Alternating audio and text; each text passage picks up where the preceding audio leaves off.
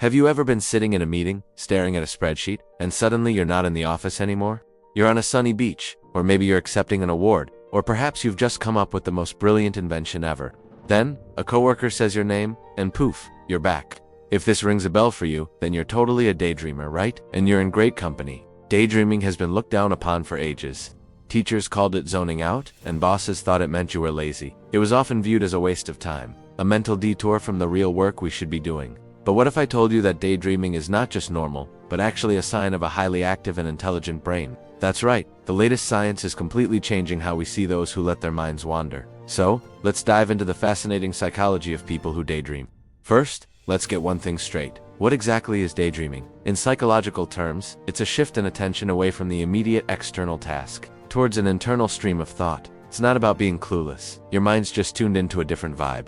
Think of your mind like a TV. Most of the time, it's tuned into the here and now channel. But when you daydream, your brain decides to flip to one of its own original series, full of unique plots, characters, and settings. One of the most exciting discoveries is the link between daydreaming and creativity. When your mind wanders, you're tapping into your brain's default mode network. This network is a hub of brain regions that becomes active when we're not focused on an outside task. It's the brain's internal playground, and what happens on this playground? Your brain starts connecting seemingly unrelated ideas, memories, and emotions. It's like a mental mix and match game. An old memory from childhood might suddenly connect with a problem you're facing at work, leading to a completely novel solution. This is why so many aha moments happen when we're in the shower, on a long walk, or just staring out the window. We're not actively trying to solve the problem. We're giving our brain the space to do its creative magic behind the scenes.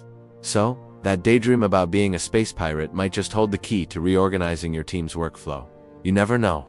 Another superpower of daydreamers is their incredible ability to plan for the future. You might think daydreaming is all about escaping reality, but a huge portion of our daydreams are actually forward-thinking. We simulate future conversations, rehearse for a big presentation, or plan out our weekend. This is called prospective daydreaming. It's like having a personal mental simulator. You get to run through different scenarios, anticipate potential obstacles, and figure out the best course of action, all without any real-world consequences. It's a low-risk way to prepare for high-stakes situations. People who do this regularly are often better at achieving their long-term goals because they've already lived through the process in their minds countless times, making the real-life steps feel more familiar and less intimidating. But what about the emotional side of things?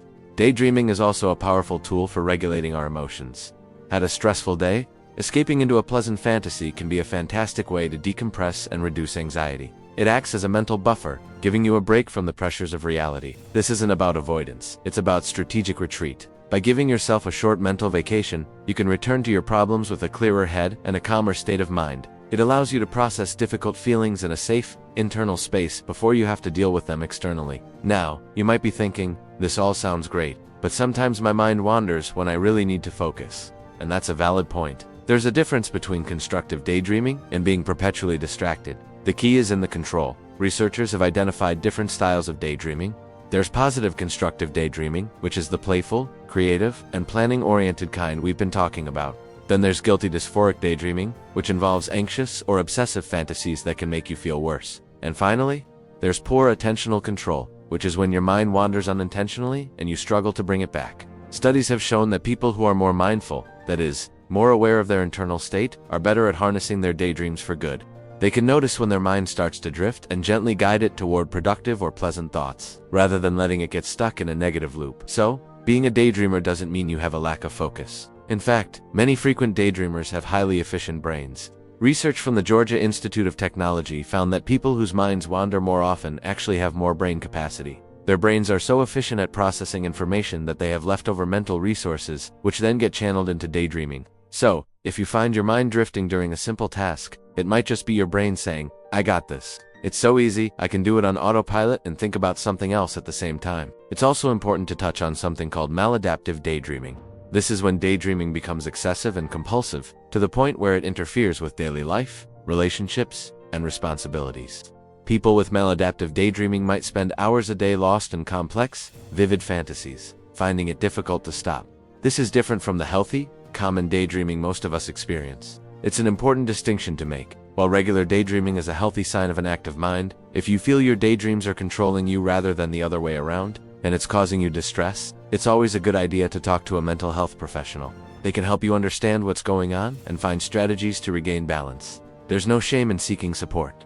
So, how can you become a better daydreamer? How can you make sure your mental wanderings are working for you, not against you? First, embrace it. Give yourself permission to daydream. Schedule do nothing time into your day. Go for a walk without your phone. Sit by a window with a cup of tea. Let your mind roam free without a specific goal. You'll be surprised by the ideas and insights that pop up when you're not forcing them. Second, pay attention to where your mind goes. Are your daydreams mostly positive and creative, or do they tend to be anxious and repetitive? Simply noticing the pattern is the first step to guiding your thoughts in a more helpful direction. If you find yourself stuck in a negative loop, try gently shifting your focus to a more pleasant or neutral fantasy. Think about a happy memory, a place you love, or a goal you're excited about. Third, use daydreaming as a tool. If you have a problem to solve, don't just stare at it until your head hurts. Take a break. Let your mind wander around the problem from a distance. You might find that the solution appears when you least expect it. If you have a big event coming up, use daydreaming to mentally rehearse it. Walk through the steps in your mind, imagine success, and build your confidence.